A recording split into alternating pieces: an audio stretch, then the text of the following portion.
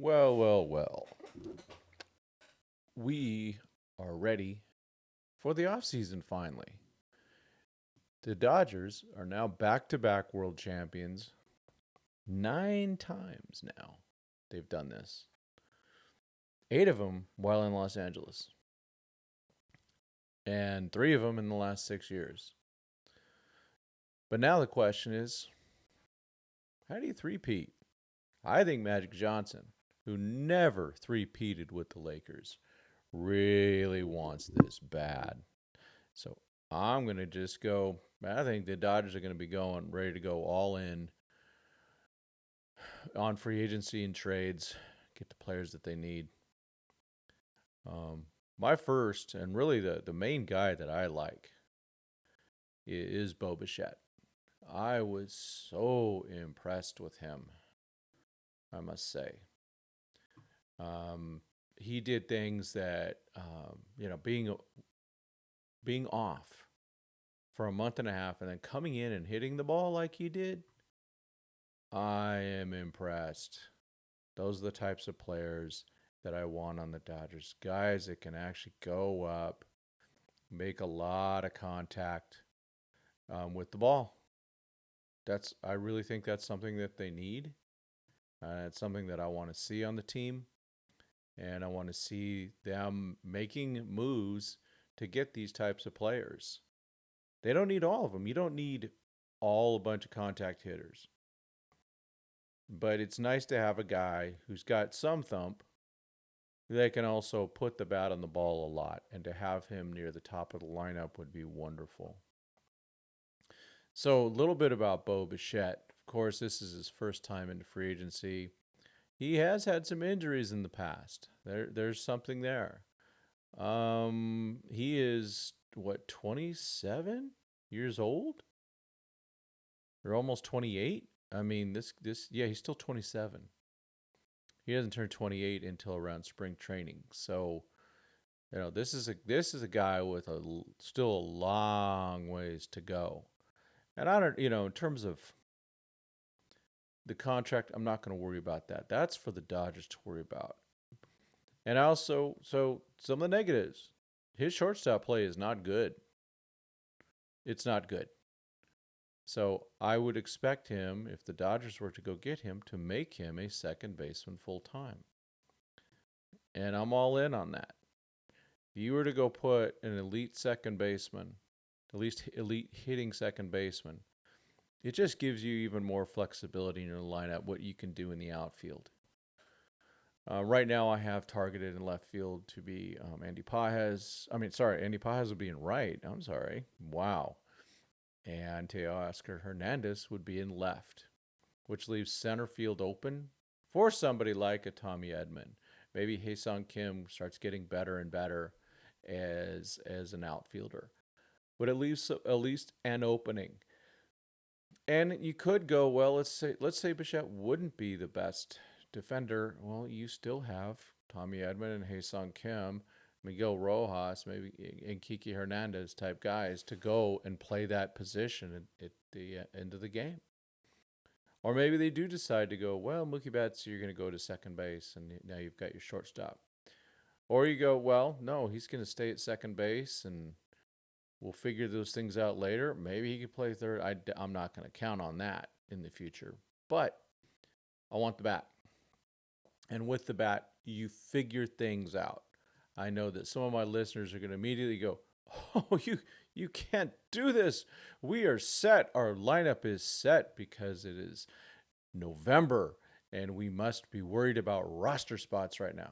No, you don't worry about roster spots. You don't worry about who fits where. You find the best 9 players that you have and you make a lineup with them in it. That's what you do. So I'm not worried about roster spots. I'm not worried about the lineup. I'm not worried about who goes where. Because when you plug in a really good bat, it makes a difference. So let's go over a couple things. All right. His lifetime OPS plus is 121. His OPS 806. Lifetime on base 337. Slug 469.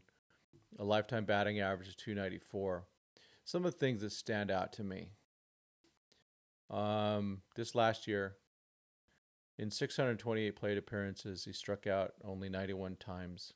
It's an improvement from what he's had. So even back to 2022, when he had nice stats, he OPS 802, he had 155 strikeouts in 697 at bats. It's a lot.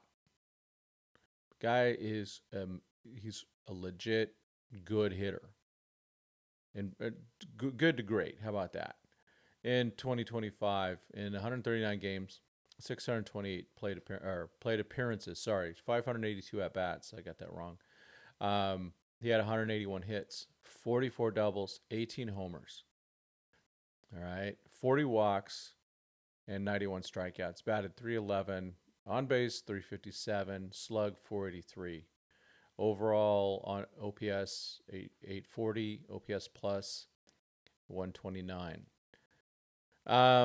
That's all at shortstop.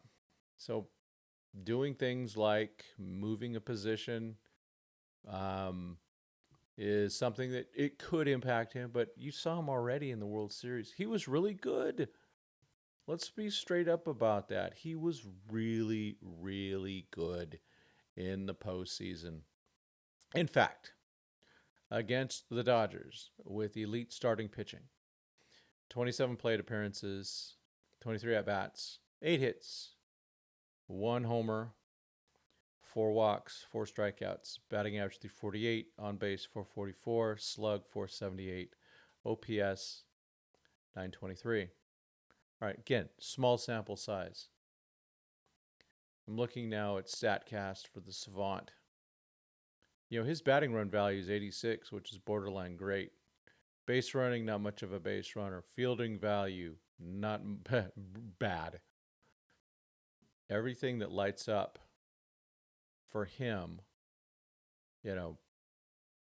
XBA 99, average exit velocity 72, barrel percentage a little low, hard hit percentage high, sweet spot high, bat speed kind of low actually, squared up high, chase is low, whiff percentage high, which is in a good way. K percentage he ranks high.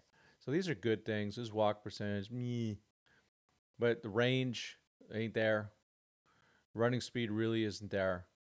He's not everything in terms of oh my gosh, he's gonna burn up the base paths and things like that. But his average exit velocities are good. And his, he's right there. He's a player that the Dodgers really could use. He could be a second baseman that you would put in there and you would just go, hey, we have a second baseman that's going to go hit. He could hit anywhere in that lineup from 1 to 5. I do like the fact that, he's Chase is a little weak, but he'd fit right in with the Dodgers on that. Let's be honest about that. But I already know in the comments, what are we gonna do with this guy? What are we gonna do with that guy? It's something I don't worry about. I let the Dodgers worry about that. And I would believe that they are in on Bichette. I think they have to be looking at him as a solid replacement. Well, not even a replacement, just to get a better bat in there. And if you want to run this back again, if you want to become a three-peater, there has to be better offense. And we've gotten fortunate to win 2 World Series in a row without our offense being at its highest efficiency. That's for sure. What was our batting average? 203. Come on. There's fortune there. But you don't want to leave everything to fortune. You want to leave everything on the field with your best numbers, and hopefully some fortune comes your way also, because you need both. But this last World Series was so close.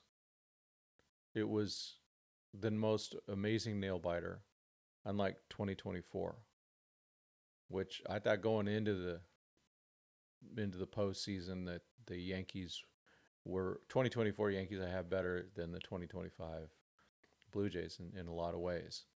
But the 2025 Dodgers were not as good as the 2024 Dodgers in some ways. So fill the gap. Make sure that lower part of the batting order has better hitters, because if you put a Bichette in your top 5, that forces someone even down further. So if you have Teo batting 6 or Muncy batting 6, that's a good thing. That because it means one of them is batting 7th. Paja is batting 8th, and then Edman or whoever in center batting 9th. And it also goes, hey, they could still get an outfielder, or they could still get a right fielder or a center fielder with Pajes, because Pajes really did grade out as a better center fielder as the season went along. And so you go, well, what do we do with Tommy Edman? Tommy Edman will play because he can play all over the place. These are problems I don't worry about. The Dodgers would have a chance to put more bats in, and even when they have to give a guy a day off, they have better players in there. So I'm all in on Bo Bichette. So appreciate y'all taking a look. Looking forward to seeing the comments about roster space and what do we do with this guy and what do we do with that guy. It's the beginning of the offseason. Things will work out. Injuries will happen. We will still be able to sign Kike and Miggy Rowe, and we're still not going to have to worry about things. We'll deal with those, or they will be dealt with. We won't, because we're not in charge. But that's and who else? Who do you like as free agents? Of course, there's Kyle Tucker. That's the big one. There's Cody Bellinger. There's a lot of good relievers out there, and so let me know. This is just the first.